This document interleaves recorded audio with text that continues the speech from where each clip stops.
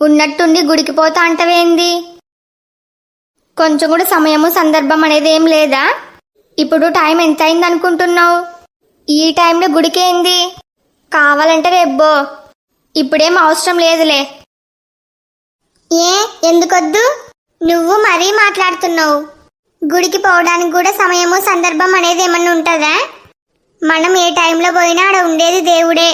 అప్పుడే పోవాలి ఇప్పుడే పోవాలని అలాంటి రూల్స్ ఏమి ఉండవు. ఇప్పుడు ఎందుకని అంత కోపడుతున్నావు? నేనేమి నిన్ను పోవద్దు అనలేను కదా. కావాలంటే గుడికి రేబ్బో అంటున్నా. దానిలో తప్పేముంది? నాకు గుడికి రేపు పోవాలని లేదు, ఇప్పుడే పోవాలని ఉంది. నాకు మనసేం బాలేదు. ఇంట్లోనే ఉంటే పిచ్చి లేచిలాగుంది. అందుకే కనీసం గుడికైనా పోతే నా మనసు కొంచెమైనా ప్రశాంతంగా ఉంటుంది. అందుకే పోతా అని చెప్తున్నా. ఇంతకి దీన్ని నమ్మొచ్చా? ముందరనే ఇది మా పైన కోపంగా ఉంది. అది కాకుండా ఈరోజు పొద్దున గొడవ కూడా జరిగింది. ఆ గొడవలో ఇల్లు వదిలిపెట్టి పోతా అని చెప్పింది. కొంపదీసి గుడికని చెప్పి అట్నుంచి అటే ఎక్కడికైనా పోతుందా? ఇదేంది? అమ్మ నన్ను గుడికి పంపించడానికి కూడా ఇంతగా ఆలోచిస్తుంది. ఒకవేళ నా పైన ఏమైనా డౌట్ వచ్చిందా? నేను పోయేది గుడికి కాదు అని అమ్మకు తెలుసా? ఏమైంది? ఇంతకు నన్ను గుడికి పంపిస్తావా పంపించవా? అంటే అది ఏది? అది కాదే, నిన్ను ఒక్కదాన్ని గుడికి పంపించడం నాకు ఇష్టం లేదు. నేను కూడా నీతో పాటు వస్తా, ఇద్దరం కలిసిపోదాం, సరేనా? ఏంది సరే? నువ్వు కూడా నాతో పాటు వస్తే నేను ఆయనతో కలిసి కోర్టుకెట్ట పోవాలి. ఆయన అమ్మేంది ఎప్పుడు లేనిది నాకు తోడుగా వస్తా అని చెప్తుంది. ఈరోజు పొద్దున జరిగిన గొడవలో నేను ఇల్లు విడిచిపెట్టి పోతా అన్నందుకు భయపడుతుందా? అందుకే ఇట్లా మాట్లాడుతుందా? నీ కోరికని నేనెందుకు కాదనాలి? పద, ఇద్దరం కలిసే పోదాం. ఏం అవసరం లేదు. నేను గుడికి పోతా అంటే మధ్యలో నువ్వెందుకు తోకలాగా? ఏ నేనొక్కదాని పోలేనా? ఇంకా నేనేమైనా చిన్నపిల్లనా?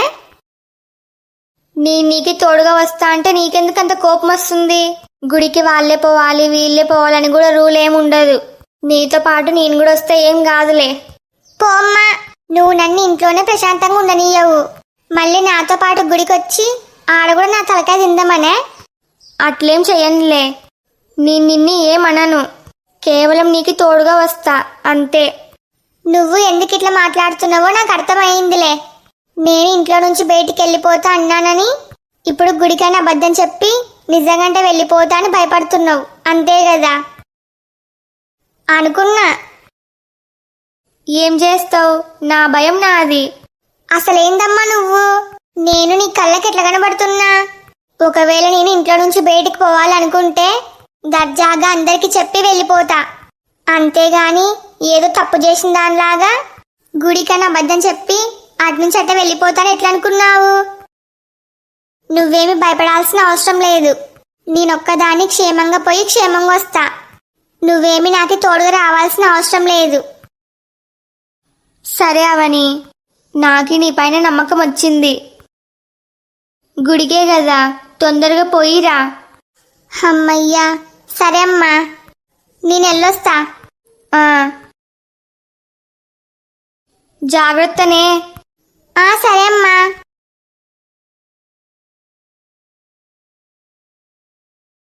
ఏవండి, అసలు మీకు ఈరోజు ఏమైంది? పొద్దునుంచి చూస్తున్నా, అసలు ఇంట్లో నుంచి బయటికే పోతలేరు. ఏమైందండి? ఒంట్లో బాలేదా? అదేం లేదు, బానే ఉంది. మరి ఇంకేంది?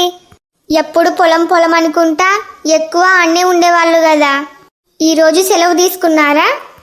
అట్లేం కాదు, నాకు అసలు బయటికి పోవాలని అనిపిస్తలేదు.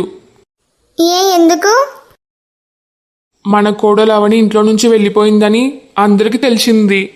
దాంతో దారిలో కనబడే ప్రతి ఒక్కరూ మీ కోడలు ఇంట్లో గొడవ పడి వాళ్ళ పుట్టింటికి వెళ్ళిపోయిందంట కదా అని అందరూ బాగా చులకన చేసి మాట్లాడుతున్నారు. అందుకే బయటికి పోవాలి అంటే చాలా అవమానంగా అనిపిస్తుంది. నేను 10 మందికి న్యాయం చెప్పేవాడిని, అలాంటిది నేను నా ఇంటి కోడలికే న్యాయం చేయలేకపోయినా. తనకి నా కళ్ళ ముందరనే అంత అన్యాయం జరుగుతున్నా కూడా నేను చూస్తూ ఉన్నా తప్ప ఏం చేయలేకపోయినా. దానిలో మీ తప్పేముంది? అప్పుడున్న పరిస్థితి అలాంటిది. అప్పటికి మనిద్దరం వాడికి చెప్పినాం కదా. మన కొడుకు వినకుండా మొండికేస్తే దానికి మనం మాత్రం ఏం చేస్తాం? అనుకునే వాళ్ళు 100 అనుకుంటారు. మీరు వాళ్ళ మాటలేమి పట్టించుకోవద్దు. పట్టించుకోకుండా ఎట్లుండాలి? నలుగురిలో మన ఇంటి పరువు పోతుంది. వాళ్ళందరూ అట్లా మాట్లాడుతుంటే నాకు ఎంత బాధ అనిపించిందో తెలుసా? ఇంకా ఎన్ని రోజులు భరించాలి? మన ఇంటి కోడలు మళ్ళీ మన ఇంటికి వచ్చే వరకు తప్పదండి. నేను కూడా అదే అనుకున్నా. కానీ అవని కోపం తగ్గేదెప్పుడు, మన ఇంటికి వచ్చేదెప్పుడు? నాకైతే అస్సలు ఓపిక లేదు. పోనీ మనమన్నా పోయి కోడలతో మాట్లాడదామంటే మన కొడుకు ఇప్పుడే వద్దు అంటున్నాడు. ఒకవేళ మనం పోయి మాట్లాడితే అవనికి కోపం కొంచెమన్నా తగ్గుతుందేమో. నాకు కూడా అదే అనిపిస్తుంది. మనకి మన మాటకి విలువిస్తుందని అనుకుంటున్నా. మరేం చేద్దాం? ఒకసారి అవనితో ఫోన్లో మాట్లాడదామా? ఫోన్లో వద్దు. మాట్లాడితే సరాసరి వాళ్ళ ఇంటికి పోయే మాట్లాడాలి. అయితే రేపే పోదాం.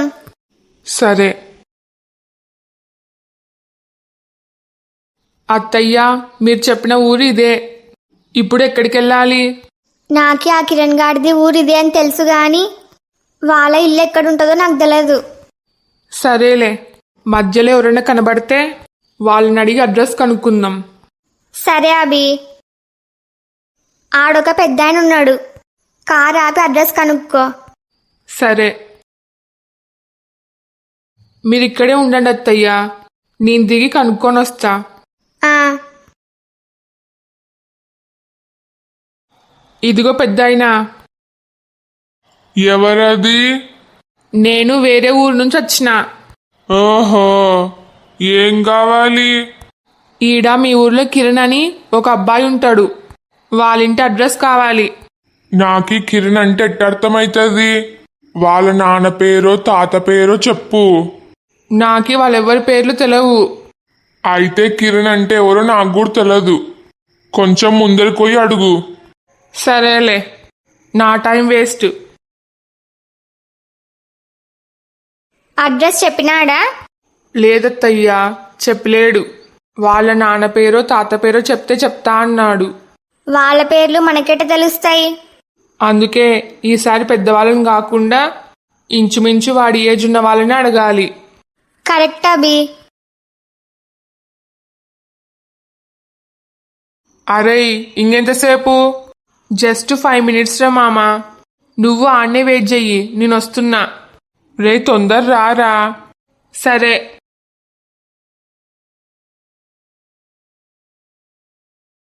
నువ్వా? నువ్వు ఈడేం చేస్తున్నావు? ఆ క్వశ్చన్ నేను నిన్ను అడగాలి. నువ్వేం చేస్తున్నావు మా ఊర్లో? హో, ఇది మీ ఊరేనా? అయితే మీ ముగ్గురు ఫ్రెండ్స్ ఒకటే ఊరు ఒకటే బ్యాచ్ అన్నమాట. అవును. ఇంతకు నువ్వు మా ఊరికి ఎందుకు వచ్చినట్టు? ఇంకెందుకు, మీ దోస్తు కిరణ్ని కలవడానికి వచ్చినాము. వచ్చినాము అంటున్నావు, నీతో పాటు పల్లె కూడా వచ్చిందే? లేదు, నేను మా అత్తయ్య వచ్చినాము. ఇంతకీ కిరణ్ గాని కోసం ఎందుకు వచ్చినట్టు? వాడితో మీకేం పని? అది కాకుండా ఆ రోజు షాపింగ్ మాల్లో నీకు మొత్తం నిజం చెప్పేసినాం కదా. మరి పల్లవిని అమెరికాకి తోలుకొని పోకుండా ఈడేం చేస్తున్నావు? నేను వచ్చింది పల్లవి కోసమే.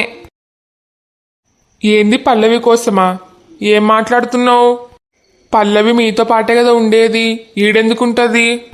అసలు ఏమైందంటే, ఆ రోజు మీరు నిజం చెప్పిన తర్వాత నేను మా అత్తయ్య పల్లవిని అమెరికాకి తోలుకొని పోవాలని డిసైడ్ అయినాము.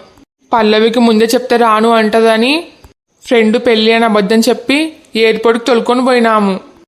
ఆడికి పోయినాక నేను మా అత్తయ్య ఎట్లో గట్ల పల్లవిని అమెరికా తోలుకొని పోవడానికి ఒప్పించినాము. మరేమైంది? పల్లవి అమెరికాకి వచ్చలేదా? వస్తే నేనెందుకు ఈడుంటా? అమెరికాకి వస్తాను ఒప్పుకున్నట్టే ఒప్పుకొని ఒక లెటర్ రాసి ఎయిర్పోర్ట్ నుంచి పారిపోయింది. ఏంది పారిపోయిందే? ఇంతకేడిపోయింది? అది తెలుసుకోవడానికే మేము ఈడికొచ్చినాము. అంటే ఏంది మీ ఉద్దేశం? పల్లవి ఎయిర్పోర్ట్ నుంచి పారిపోయి సరాసరి కిరణ్ దగ్గరకు వచ్చిందనే? అవును, మా అత్తయ్యకి మామయ్యకి నాకి వాడిపైన అనుమానం. అదేంది? అక్కడెక్కడో ఎయిర్పోర్ట్లో పారిపోయిన పల్లవి ఈడ కిరణ్ దగ్గర ఎట్లుంటది? ఇది మరి టూ మచ్. ఒకవేళ నువ్వు అన్నట్టు ఇన్నే ఉంటే ఇంతవరకు మాకు నిజం తెలియకుండానే ఉంటుందా?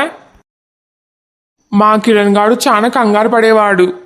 పల్లవి గురించి నిజం మొత్తం మాకు చెప్పేవాడు. అంటే పల్లవి కిరణ్ దగ్గర కూడా లేదు అంటావా? లేదు సార్, ప్రస్తుతం వాడి సమస్యలే వాడికి 100 ఉన్నాయి. దానికి తోడు పల్లవి కూడా ఇడికి వచ్చింటే ఈ పాటికి వాడిని పిచ్చాసుపత్రిలో జాయిన్ చేసేవాళ్ళం. నేను ఖచ్చితంగా చెప్పగలను, పల్లవి మాత్రం ఈడ లేదు. వీడి మాటలు నమ్మొచ్చా? ఒకవేళ మమ్మల్ని బోల్తో కొట్టేయడానికి నాటకం ఆడుతున్నాడా? నాకు వీడిపైన డౌటే. ఆ రోజు షాపింగ్ మాల్లోనే తెగ యాక్టింగ్ చేసినారు. వీడిని నమ్మడానికి లేదు. ఎలాగో ఇంత దూరం వచ్చినాం కాబట్టి ఆ కిరణ్ని కలిసిపోయేదే బెటరు. సార్, మీరు అనవసరంగా మీ టైం వేస్ట్ చేసుకోకుండా ఫస్ట్ పోలీస్ స్టేషన్లో కంప్లైంట్ ఇవ్వండి. తెలిసిన వాళ్ళకి, ఫ్రెండ్స్కి అందరికీ ఫోన్ చేయండి. అబ్బచ్చా, నువ్వు చెప్పకపోతే మాకు తెలియదు మరి. ఆల్రెడీ అన్ని ప్రయత్నాలు అయిపోయినాయి. అందుకే చివరి ప్రయత్నంగా మీ ఫ్రెండుని కలవడానికి వచ్చినాము. అంటే ఈ రోజుకి పల్లవి పారిపోయి ఎన్ని రోజులు అవుతుంది? 4 రోజులు అవుతుంది. ఏంది 4 రోజులా? అయినా ఇంతవరకు పల్లవి దొరకకపోవడం ఏంది?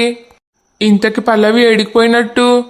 అదంతా మేము చూసుకుంటాం గాని ఫస్ట్ నువ్వు ఆ కిరణ్ గారిది ఇంటి అడ్రస్ చెప్పు. అయ్యో సార్, నేను ముందరనే చెప్పినా కదా, వాడికి పల్లవి గురించి ఏం తెలదు. అది చెప్పాల్సింది నువ్వు కాదు, వాడు. మర్యాదగా నువ్వు వాడి ఇంటి అడ్రస్ చెప్తావా చెప్పవా? సార్, నేను ఒకవేళ అడ్రస్ చెప్పినా కూడా వేస్టే. ఆ కిరణ్ గాడు ఊర్లో లేడు. ఏడిపోయినాడు? విడాకుల కోసం కోర్టుకి పోయినారని చెప్పాలని ఆశగా ఉంది. కానీ నా నోటి దూల కంట్రోల్ చేసుకోవాలి, లేకపోతే ఆ కిరణ్ గారి చేతిలో నాకుంటది. ఏయ్, అడిగేది నిన్నే. ఇంతకు వాడు ఊర్లో లేకుండా ఎడిపోయినాడు?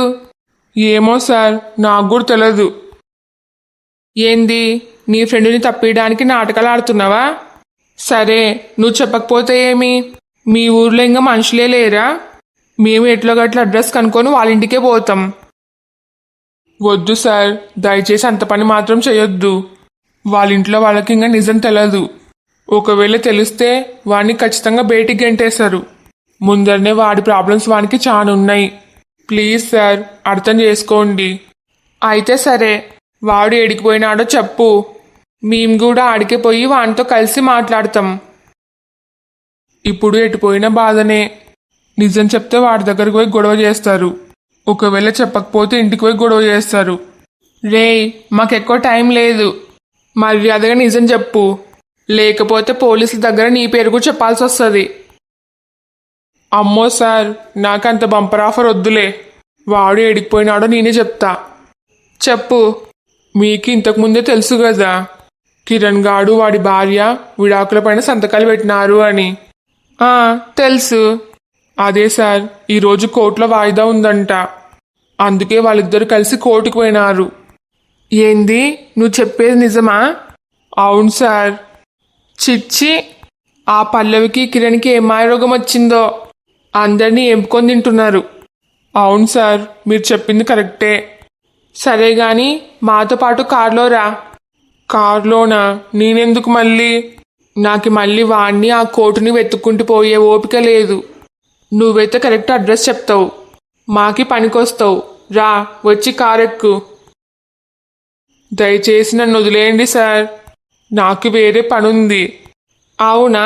సరే అయితే ఇప్పుడే పోలీసులకు ఫోన్ చేసి నీ పైన నాకు అనుమానంగా ఉందని చెప్తా. వద్దు వద్దు, నేనే వస్తా. అయితే రా.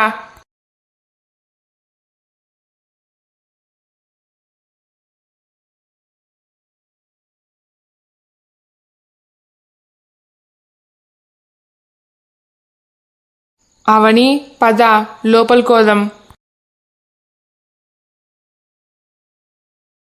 ఏమయ్యా, నీకోసం ఎంతసేపు అని వెయిట్ చేయాలి?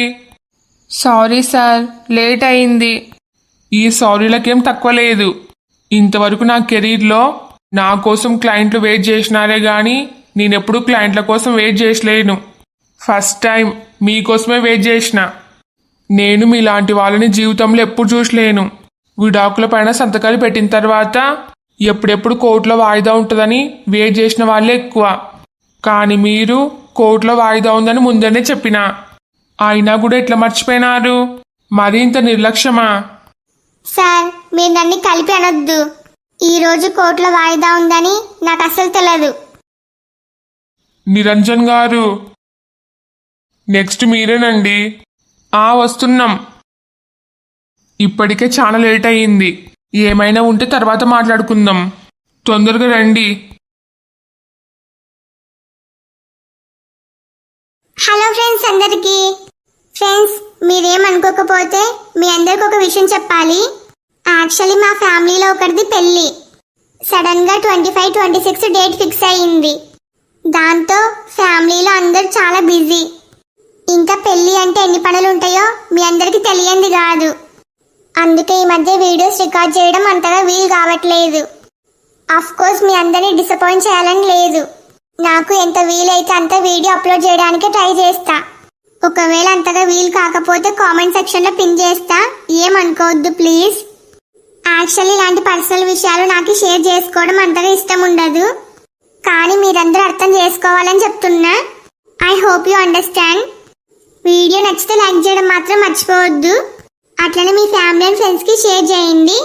ఈ స్టోరీ యొక్క రాబోయే మిగతా పార్ట్స్ కోసం మా ఛానల్ని ఇప్పుడే సబ్స్క్రైబ్ చేసుకోండి. వీడియోకి హైప్ ఇవ్వడం మాత్రం మర్చిపోవద్దు. మీ ఫీడ్బ్యాక్ని ఖచ్చితంగా కామెంట్ చేయండి. నాకు సపోర్ట్ చేయొచ్చు కదా please. Thanks for watching. Bye bye.